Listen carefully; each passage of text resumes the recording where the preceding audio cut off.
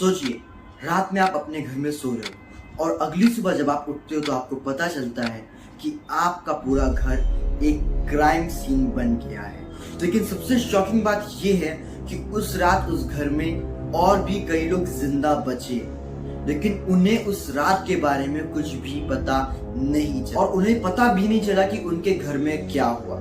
इसलिए आज भी सबसे बड़ा क्वेश्चन यही रहता है कि आखिर उस रात केडी कैबिन नंबर 28 में हुआ क्या था।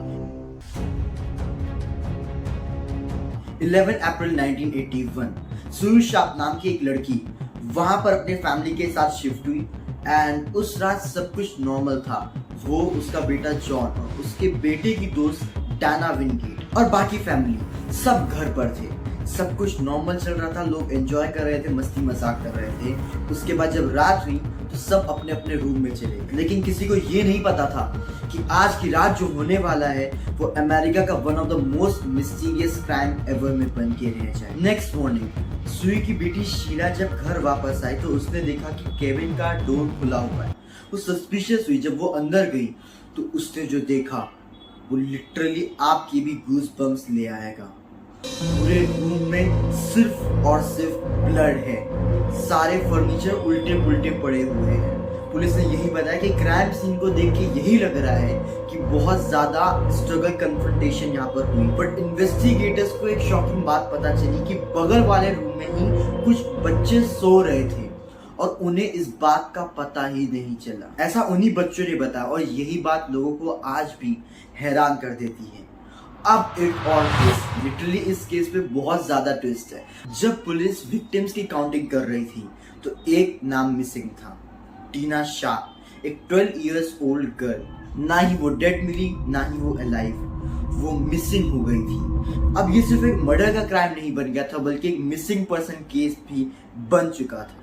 पुलिस ने अपनी पूरी फोर्स लगा दी, फॉरेस्ट चेक किए, रोड्स, नियर बाय एरियाज, हर जगह चेक करा, बट उस लड़की का कोई नामो निशान नहीं।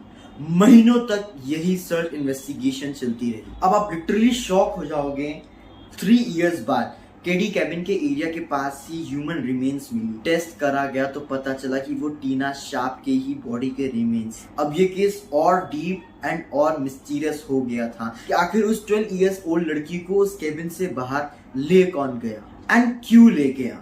इन्वेस्टिगेटर्स के पास सस्पेक्ट्स थे, बहुत नाम बार बार सामने आ रहे थे, बट स्टिल एंड तक उन्हें कोई भी ऐसा स्ट्रॉन्ग एविडेंस नहीं मिला जिसकी वजह से प्रूव हो पाए कि ये क्राइम उसी इंसान ने किया है। इस केस की फाइल पे डस्ट लगा। डिकेड्स तक इस केस में कोई भी डेवलपमेंट नहीं मिली।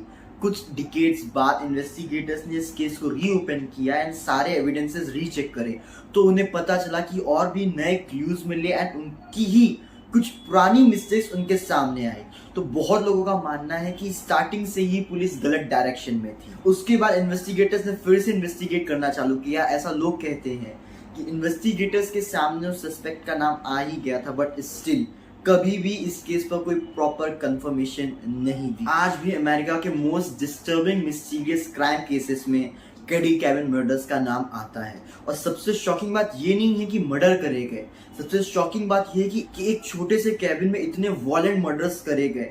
एंड जो ट्विस्ट मैंने आपको बताया वो खुद ही अपने आप में बहुत शॉकिंग है। कैसे एक छोटे से कैबिन में इतनी बड़ी ट्रेजेडी हो गई और आज तक सच कभी बाहर नहीं आया और शायद किलर आज भी फ्री होके घूम रहे। तो चलिए मिलते हैं अगले केस में। आप इसकी रियल फोटोज जरूर देख के जाइएगा। एक्सक्लूसिवली मैं आपको रियल फोटोज दिखाने वाला हूँ।